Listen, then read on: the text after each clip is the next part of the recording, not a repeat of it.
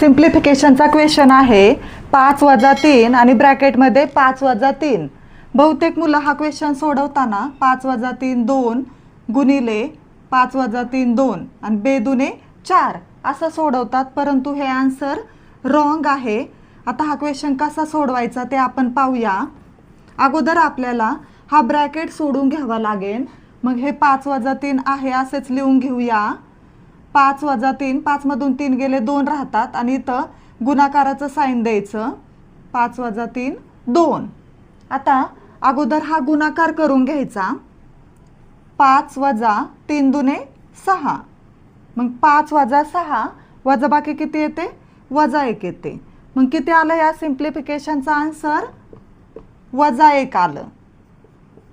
हा क्वेश्चन जर तुम्हाला समजला असेल तर तुमच्यासाठी एक क्वेश्चन आहे. 7 वजा 4 ब्रॅकेटमध्ये 7 वजा 4 बरोबर किती? हा क्वेश्चन तुम्हाला सोडवायचा आहे.